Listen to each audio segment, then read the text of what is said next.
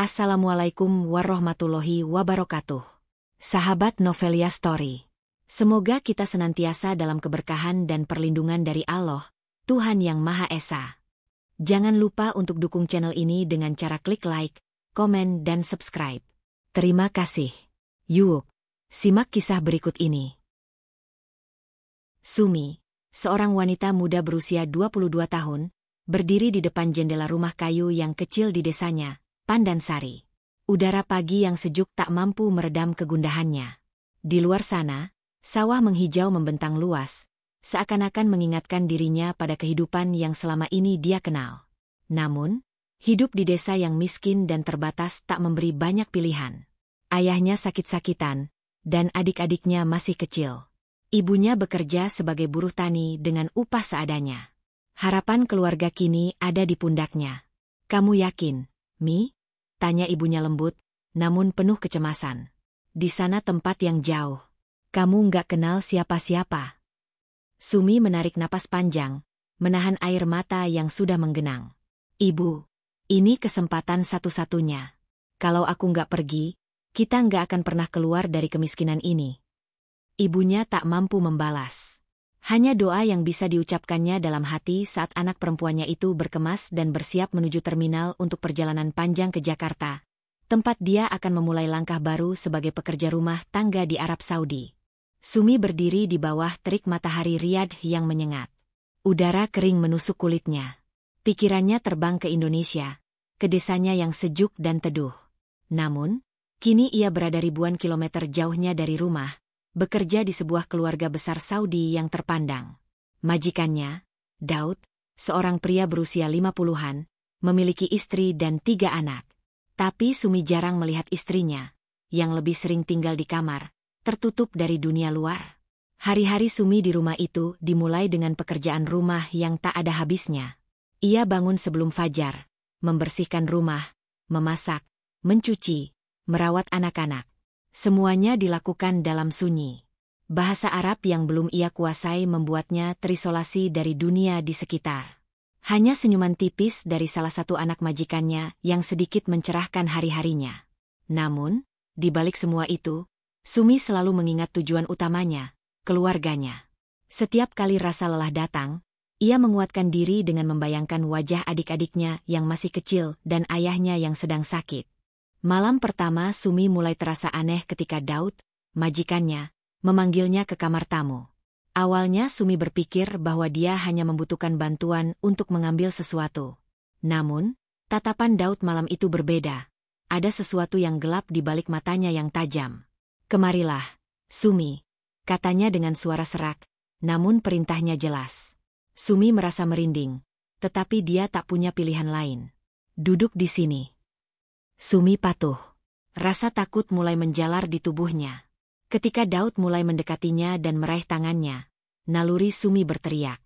Tapi tak ada yang bisa ia lakukan. Dia terjebak dalam situasi yang tak pernah ia bayangkan. Malam itu, untuk pertama kalinya, Daud memaksanya melakukan hubungan yang tak diinginkan. Air mata Sumi mengalir tak terbendung.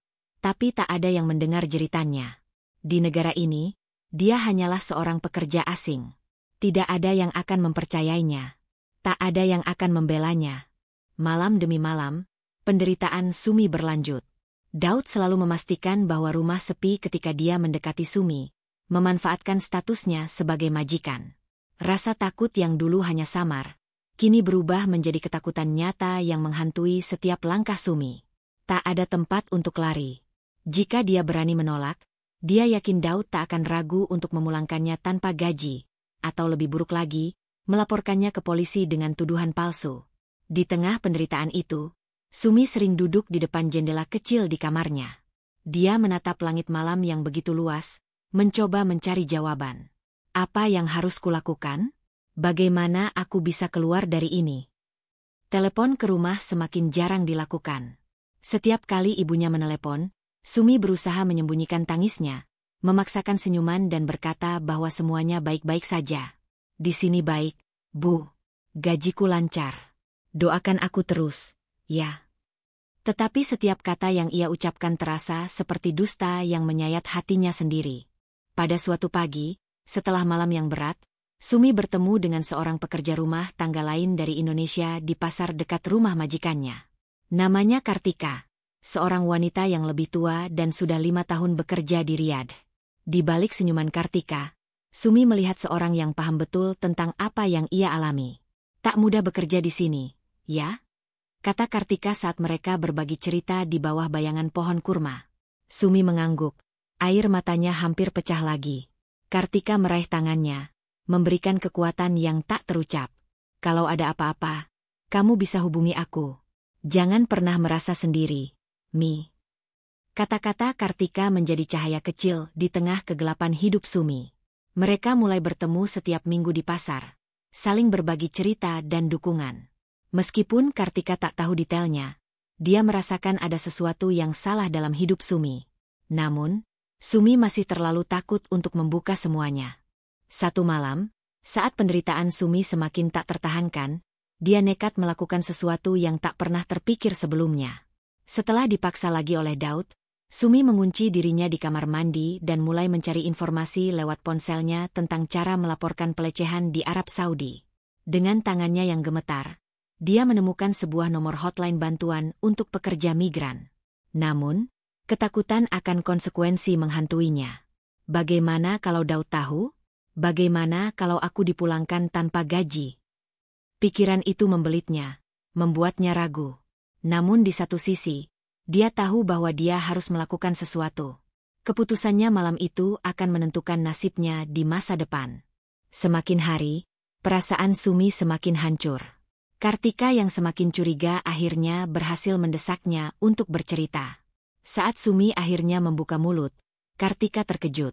Namun, bukannya menghakimi, Kartika mendukungnya untuk melaporkan kejadian tersebut ke otoritas setempat. Kita harus melawan. Kamu berhak untuk mendapatkan keadilan, Mi. Namun keputusan itu tidaklah mudah. Sumi tahu bahwa jika dia melaporkan Daud, ada kemungkinan dia tidak akan mendapatkan hak-haknya sebagai pekerja. Dan lebih buruk lagi, dia mungkin akan dipenjara atau diusir dari Arab Saudi tanpa apapun. Sumi berada di persimpangan jalan, melawan atau bertahan. Bagaimanapun, dalam hatinya, Sumi tahu bahwa ia tak bisa lagi bertahan dalam situasi ini. Ia harus mencari cara untuk mendapatkan kembali kendali atas hidupnya, apapun risikonya. Sumi memutuskan untuk melawan. Malam itu, dengan gemetar, ia menghubungi nomor hotline yang ia temukan. Suara di ujung telepon terdengar ramah, tetapi Sumi masih takut. Dengan suara serak dan lirih, ia mulai menceritakan semuanya. Nama saya Sumi. Saya bekerja sebagai pekerja rumah tangga di rumah seorang majikan bernama Daud. Saya sudah dipaksa melakukan hal-hal yang tidak saya inginkan. Setiap malam, air mata mengalir di pipinya, meskipun ia berusaha tegar.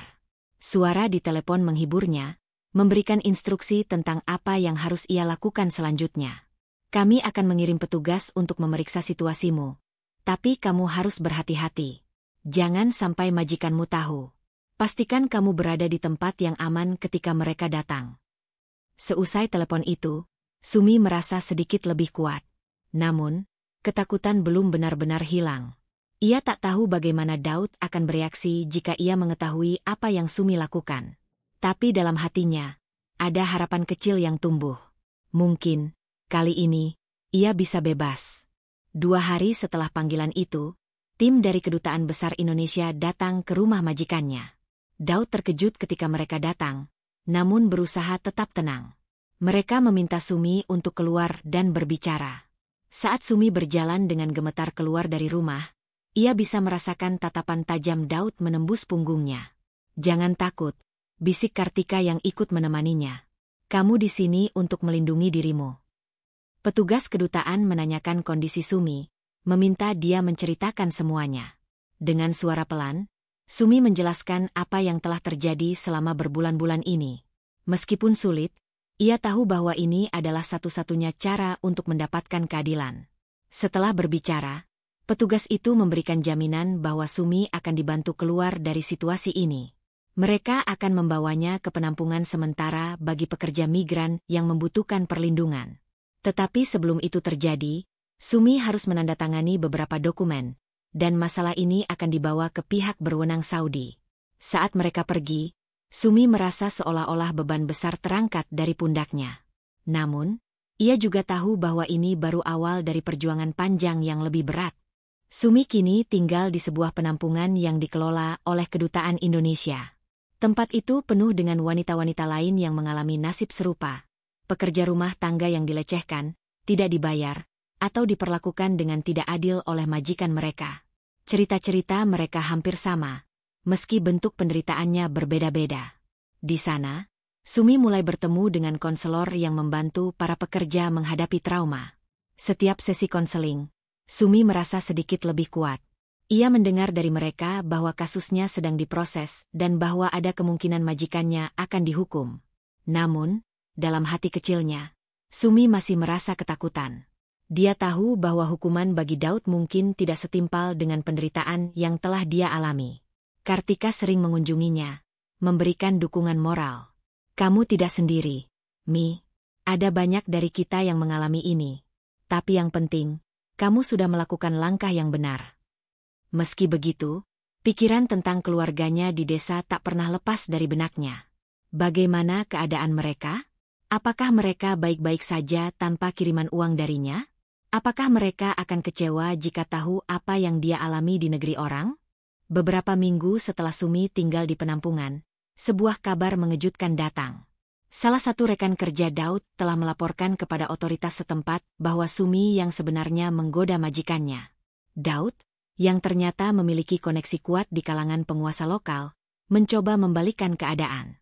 Berita ini membuat Sumi sangat terpukul. Ia merasa pengkhianatan itu begitu kejam. Kini, bukan hanya pelecehan yang ia alami, tapi juga harga dirinya yang diinjak-injak. "Aku tidak tahu harus bagaimana lagi," tangisnya di depan Kartika. Namun, Kartika, yang lebih berpengalaman, menyuruhnya untuk tidak menyerah. Ini memang taktik yang biasa mereka gunakan. Mereka akan mencoba membuatmu terlihat bersalah agar kasusmu tak diproses. Tapi ingat, kamu punya bukti dan saksi. Tetap teguh, Mi. Sumi merasa sedikit lebih kuat dengan dukungan dari teman-temannya di penampungan. Tapi bayangan buruk tentang masa depannya di Saudi terus menghantuinya. Akankah ia benar-benar mendapatkan keadilan? Atau malah justru dijebak dalam sistem yang memihak kepada orang-orang berkuasa seperti Daud? Kasus Sumi mulai disidangkan di pengadilan Saudi, namun prosesnya berjalan sangat lambat. Selama berbulan-bulan, Sumi hidup dalam ketidakpastian. Setiap kali ada kabar terbaru, harapannya tumbuh, namun begitu juga dengan kecemasannya. Daud, melalui pengacaranya, terus berusaha menggagalkan kasus ini dengan berbagai cara. Di sisi lain, keluarga Sumi di Indonesia mulai khawatir. Mereka tak tahu apa yang sebenarnya terjadi dengan Sumi. Ibu Sumi seringkali menangis setiap kali menghubungi anaknya dan tak mendapatkan jawaban pasti. "Kamu kapan pulang, Mi?" tanya ibunya dalam salah satu percakapan. "Kami semua di sini merindukanmu. Ayahmu sudah semakin parah kondisinya." Sumi terdiam. Bagaimana mungkin ia bisa menjelaskan penderitaannya? Bagaimana mungkin ia bisa mengatakan bahwa perjuangannya di Saudi belum berakhir? Hatinya berkecamuk, dan ia hanya bisa menjawab, "Doakan saja, Bu. Aku akan pulang secepatnya." Sumi merasa keadilan seolah berada di luar jangkauan. Kasusnya diperlambat oleh berbagai faktor, dan ia mulai meragukan apakah ia bisa pulang dengan damai. Namun, di tengah ketidakpastian itu, ada satu harapan yang ia genggam erat. Ia tidak lagi sendirian. Dukungan dari Kartika, para pekerja lain di penampungan, serta tim dari Kedutaan Indonesia memberinya kekuatan untuk terus berjuang. Hari demi hari, Sumi mulai menemukan kekuatan baru dalam dirinya. Meskipun dunia di sekelilingnya terasa tidak adil, ia belajar bahwa hidup adalah tentang bagaimana kita bertahan dan melawan, meski dalam kondisi terburuk sekalipun. Penampungan kini menjadi rumah kedua bagi Sumi, tempat di mana ia belajar bahwa kekuatan wanita adalah kekuatan yang tidak pernah bisa diremehkan. Dan meski masa depannya masih belum jelas, Sumi berjanji pada dirinya sendiri bahwa ia tidak akan membiarkan hidupnya dikendalikan oleh ketakutan. Dengan tekad baru, Sumi bersiap menghadapi babak baru dalam hidupnya. Entah itu di pengadilan Saudi atau saat ia kembali ke tanah air, ia tahu satu hal pasti, ia tidak akan menyerah. Beberapa bulan berlalu, Dan kasus Sumi tak kunjung selesai. Di dalam penampungan, setiap hari terasa seperti penantian panjang tanpa ujung. Sumi sering duduk di tepi tempat tidurnya, menatap kosong keluar jendela. Meskipun ia telah mengambil langkah besar dengan melaporkan pelecehan yang ia alami, ia merasa sistem hukum di Saudi lebih lamban dari yang bisa ia hadapi. Kadang ia bertanya-tanya apakah ia telah mengambil keputusan yang benar. Kartika, seperti biasa, terus mendukungnya. Namun, hari-hari semakin berat karena kabar dari rumah semakin menyesakan. Ayah Sumi semakin kritis, dan tanpa kiriman uang dari Sumi, keluarganya berada di ambang kemiskinan yang lebih parah. Mi, kamu harus kuat, Kartika berkata saat mereka duduk bersama di ruang makan penampungan. Mungkin jalannya panjang, tapi kamu sudah melangkah terlalu jauh untuk mundur sekarang.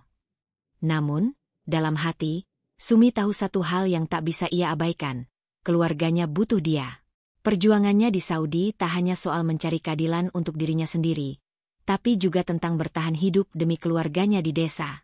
Suatu hari, saat Sumi sedang menunggu kabar dari pengadilan, ia menerima telepon dari seorang pria tak dikenal. Pria itu adalah seorang perwakilan dari keluarga Daud yang menyampaikan tawaran damai. Majikanmu siap menyelesaikan masalah ini di luar pengadilan, kata suara di ujung telepon. Jika kamu bersedia mencabut laporanmu, kami akan memberikan kompensasi besar dan memastikan kamu bisa pulang ke Indonesia dengan selamat dan membawa uang yang cukup untuk keluargamu. Sumi terdiam lama. Tawaran itu menggiurkan. Dengan uang yang dijanjikan, dia bisa pulang dan menyelamatkan keluarganya dari kesulitan. Namun, ada sesuatu di dalam dirinya yang berteriak untuk tidak menyerah begitu saja. Pengorbanan yang telah ia lakukan selama ini, rasa sakit yang ia alami, apakah semua itu akan berakhir tanpa keadilan? Sumi bertanya pada Kartika tentang tawaran tersebut, dan Kartika memberikan pandangannya. Uang bisa membantu, Mi, tapi ingat, kamu sedang memperjuangkan sesuatu yang lebih besar dari sekadar materi. Kamu melawan untuk dirimu sendiri, untuk semua perempuan yang terjebak dalam situasi seperti ini. Namun, Sumi juga tahu bahwa waktu berjalan semakin cepat, dan keluarganya tak punya banyak pilihan. Ia berjanji akan memikirkannya dengan matang sebelum mengambil keputusan besar ini. Malam itu, Sumi tak bisa tidur. Kata-kata Kartika terus berputar di kepalanya. Pilihan yang ada di hadapannya begitu sulit. Di satu sisi, menerima tawaran damai akan memberikan jaminan finansial yang besar dan kepulangan cepat. Di sisi lain, menyerah berarti menghancurkan perjuangan yang telah ia mulai. Namun, telepon dari rumah esok harinya memaksa Sumi membuat keputusan. Ibunya menangis di ujung telepon. Ayahmu makin parah, Mi. Dia butuh perawatan segera. Kami tak tahu sampai kapan dia bisa bertahan. Hati Sumi hancur mendengar kabar itu. Dia tahu bahwa waktu keluarganya sudah hampir habis. Dalam kesendirian malam itu, Sumi akhirnya membuat keputusan. Ia akan menerima tawaran damai. Tidak ada yang lebih penting daripada keluarganya. Proses penyelesaian damai berlangsung cepat setelah Sumi setuju. Keluarga Daud memberikan sejumlah uang yang cukup besar, lebih dari yang pernah ia bayangkan. Namun, meski di atas kertas ia mendapatkan keuntungan, Sumi merasa hampa. Keputusannya membawa rasa pahit yang sulit dihilangkan. Dengan bantuan dari kedutaan, Sumi akhirnya bisa kembali ke Indonesia. Di bandara, Kartika memeluknya erat. Aku akan merindukanmu, Mi. Kamu sudah kuat selama ini, jangan pernah lupakan itu. Setelah perjalanan panjang, Sumi kembali ke desanya, Pandansari. Perasaan campur aduk menyelimuti dirinya. Desa yang pernah ia tinggalkan tampak tak banyak berubah. Namun, Sumi tahu dirinya sudah sangat berbeda. Ketika sampai di rumah, ibunya langsung menyambutnya dengan pelukan yang lama. Mi, kamu sudah pulang. Alhamdulillah, kata ibunya dengan suara penuh haru. Namun, kabar buruk datang. Ayah Sumi meninggal hanya beberapa hari sebelum Sumi tiba di rumah. Hati Sumi seakan hancur berkeping-keping. Semua perjuangannya terasa sia-sia. Semua penderitaan yang ia alami di Saudi tak mampu membawanya kembali tepat waktu untuk melihat ayahnya terakhir kali. Tangisan Sumi pecah di malam pertama ia kembali ke rumah. Semua rasa sakit, rasa bersalah, dan ketidakadilan yang ia alami mengalir keluar. Namun, di balik semua itu, Ada rasa lega yang tak bisa ia pungkiri. Dia telah pulang. Dia ada di rumah. Hari-hari Sumi di desa setelah pulang dari Arab Saudi dipenuhi dengan kesedihan dan penyesuaian. Ia harus menata hidupnya kembali setelah kehilangan ayah dan menghadapi kenyataan bahwa keluarga mereka masih bergantung padanya secara finansial. Uang dari penyelesaian damai memang membantu mereka keluar dari kemiskinan. Tetapi luka emosional yang Sumi bawa pulang tidak bisa disembuhkan begitu saja. Sumi mencoba mencari pelipur lara dalam berbagai kegiatan.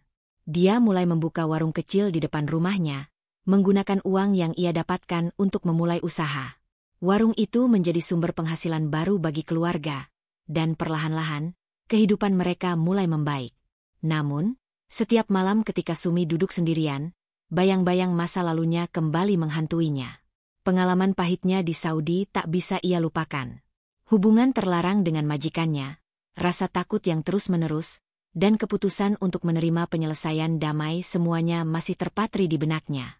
Tapi Sumi tahu bahwa hidup harus terus berjalan. Di desa, dia mulai membantu perempuan-perempuan muda yang ingin bekerja ke luar negeri, memberikan mereka nasihat dan peringatan tentang bahaya yang mungkin mereka hadapi. Ia berbicara tentang pentingnya persiapan mental dan fisik, dan bahwa tidak semua cerita bekerja di luar negeri akan berakhir bahagia. Bertahun-tahun berlalu, dan Sumi mulai bisa berdamai dengan masa lalunya. Warungnya berkembang menjadi usaha yang lebih besar, dan keluarganya mulai hidup lebih nyaman. Meski begitu, dalam hatinya, ia masih merasa ada sesuatu yang hilang. Ia masih merasakan beban yang ditinggalkan oleh pengalamannya di Saudi. Suatu hari, Kartika datang mengunjunginya. Mereka duduk bersama di teras rumah Sumi, berbincang tentang hidup dan masa depan. "Kamu sudah kuat, Mi. Kamu bisa bangkit dari semua yang terjadi," kata Kartika sambil memandang Sumi dengan kagum. Sumi tersenyum tipis. "Aku hanya berusaha untuk hidup, Kartika. Aku ingin membuat sesuatu yang berarti, meski itu kecil." Mereka berbincang lama, dan Sumi merasa bahwa hidupnya mulai menemukan arah yang lebih jelas. Ia telah melalui banyak penderitaan, tetapi ia juga telah menemukan kekuatannya sendiri. Di desa, Sumi mulai dikenal sebagai perempuan yang tangguh dan penyayang, selalu siap membantu mereka yang membutuhkan. Sumi berdiri di depan warungnya, melihat matahari terbenam di ujung sawah. Ia merenungkan perjalanan hidupnya, dari gadis desa yang penuh harapan, pekerja rumah tangga di negeri asing yang mengalami pelecehan, hingga kini seorang perempuan yang menemukan kekuatan di balik semua kesulitan. Meski luka-luka dari masa lalunya masih ada, Sumi tahu bahwa ia telah belajar banyak. Hidupnya kini adalah cerminan dari keberanian, ketahanan, dan kemampuan untuk bangkit meski menghadapi keterpurukan. Di saat-saat hening, ia sering merenung tentang keputusan yang pernah ia ambil di Saudi, keputusan untuk menyerah pada tawaran damai dan pulang demi keluarganya. Meski bukan pilihan yang mudah, ia tahu bahwa ia telah melakukan yang terbaik yang bisa ia lakukan pada saat itu. Dan sekarang, dengan kehidupan yang lebih stabil dan damai, Sumi bisa melihat bahwa meski hidup tak selalu adil, ia punya kekuatan untuk menulis kisah hidupnya sendiri. Dengan senyuman di wajahnya, Sumi melangkah kembali ke dalam rumah. Ia tahu bahwa perjalanan hidupnya belum selesai. Tetapi kali ini, ia siap menghadapi apapun yang datang, karena ia telah menemukan kekuatan dalam dirinya yang tak pernah ia duga sebelumnya.